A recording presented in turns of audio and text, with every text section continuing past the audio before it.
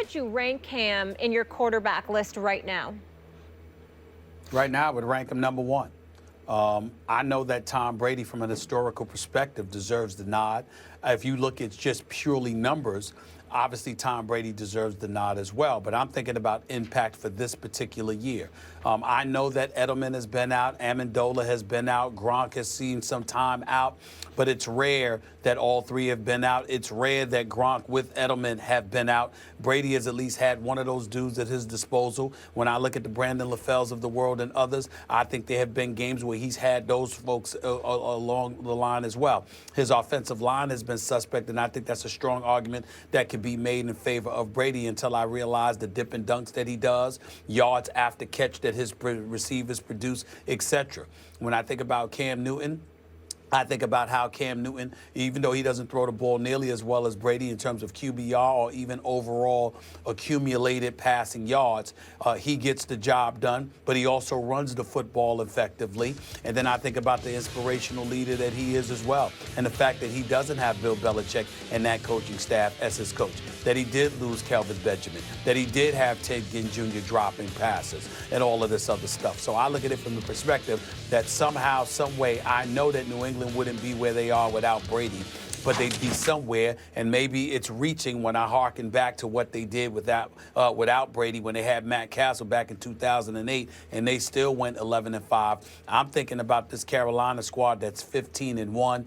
I'm thinking about all the things that we've seen from them, and I'm thinking there is no way in hell that they would find themselves in this position if Cam Newton was not their quarterback and their resident star on that franchise. New England might not be in the AFC Championship game, but I think a legitimate argument can be made that with the other pieces that they had in place, if Tom Brady had gone down but other people were healthy, I think somehow, some way, New England would still find itself in the thick of things. Carolina would be non-existent without Cam.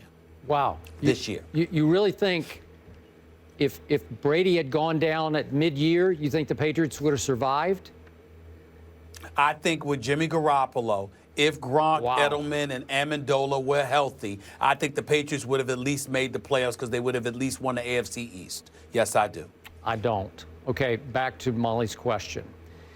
I hope we're defining this question the same way, because I'm simply defining it by how do I rank the quarterbacks? In my mind's eye right now, how do I rank all the NFL quarterbacks, not just the playoff quarterbacks? I give you this, and I gave you this at the end of the year. Cam had the best season. He performed at the highest level for his team. Oh, you are? Okay, well, I'm not going just by that. Right. I still don't rank Cam as my number one overall quarterback. I'm going to remind you, in QBR, stat that I value, Cam wound up in the regular season 9th. Now, I love the stat. It's a telling stat because it also includes your rushing yards as a quarterback or your touchdowns scored as a quarterback. So it's all encompassing. Finished 9th. So here are my top 5, and then I'll go back and explain my choices. I have 1 Brady, 2 Russell Wilson, 3 Ben Roethlisberger, 4 my man Aaron Rodgers, and 5 Cam Newton. Now, let me go back and explain. Again, right now, if I had to take a quarterback to play for my hypothetical team, even at 38, I'm taking Tom Brady. He threw the most touchdown passes in the league, 36, to only 7 interceptions. That was the #1 touchdowns to interceptions rate in the National Football League. That's pretty great. I mean, I just can't argue. And now everybody's picking New England at Denver because of Tom Brady. That just closes my case. Russell Wilson, the second half of the year, was sensational. 24 touchdowns to only 1 pick those last 7 games of the year. Just phenomenal performance. I did not think this man, who's about 5 feet 11 inches tall, just a touch under 5'11", could ever throw it that way from the pocket. I got to tell you, he's become a better pocket passer than Cam Newton or a whole lot of other dudes. He's right up there now, from what I saw down the stretch, with just about anybody. So Russell Wilson is as effective with his legs as Cam is with his. They're different runners, but Russell can run the read option just as Cam can. Cam, obviously, much bigger, more of a power runner, especially at the goal line, but Russell Wilson can be just as effective with his legs.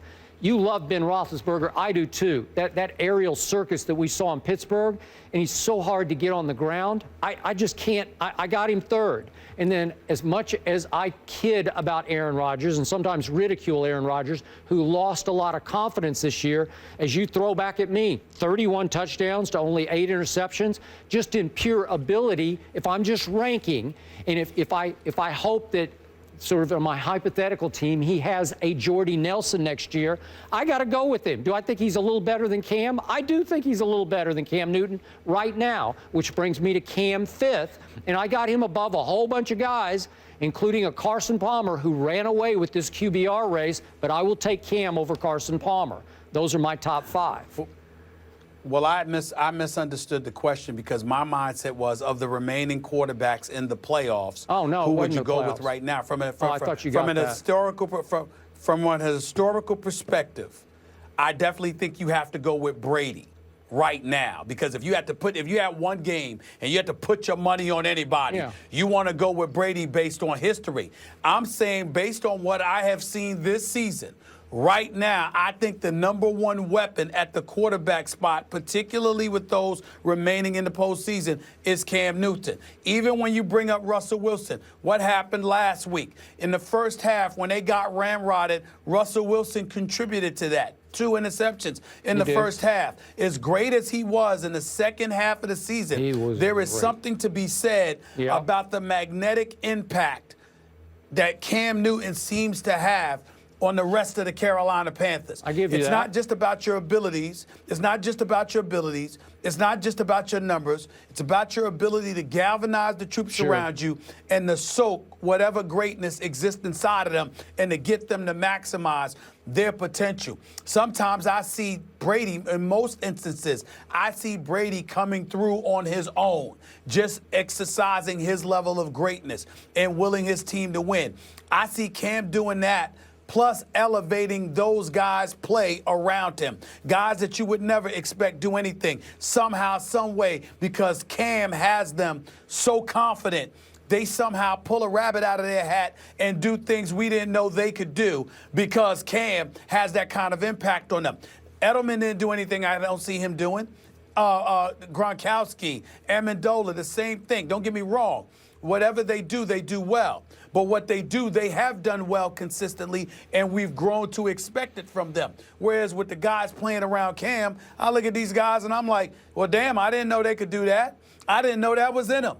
But somehow you find it in them. Why? Because they have Cam. And that's why, to me, he would be number one at this juncture. Not historically, not over the course of his career or anything like that, but if you just take right now. all the quarterbacks in the National Football League, and just right now you're just saying this is the way I rank those quarterbacks, would you rank Cam above Aaron Rodgers? No, I wouldn't, and I wouldn't rank him above Brady either, but I will tell you this. Right now, with the AFC Championship game on the line, in this moment, this weekend, I look at Cam as number one. He's that guy right now, more so than Aaron Rodgers, more so than Brady, more so than any of them. In this moment, the person that I have most confidence in that's going to come through is Cam Newton right now. Does it matter that he's at home? He's just on that kind of ride. That he's at home. He's the one like Brady's playing on the road in his house of horrors. So I'll give you that. No. Okay. No, I think Cam. I think that, remember Cam against the Giants, and they're up 35-7, and the Giants come back, and when they tied it up, Cam just nodded his head. It's like, okay, let's go. That's the Cam I'm talking about. And, that's the Cam I would put number one right now. The all-time worst defense in the history of the New York Giants. I agree. Thank you. All right, so Stephen A is Cam number one this weekend. Skip has him 5. Your list, very shocking to me, very interesting. I wish we had more time to discuss it. Unfortunately, we don't. Good, I'm glad we don't. I wish Twitter could weigh in, but we don't. We have to switch gears to the NBA. We have another issue going on. This is what happens when you send DeAndre Jordan to the free throw line. It's Hack a Jordan last night, and earlier in the week,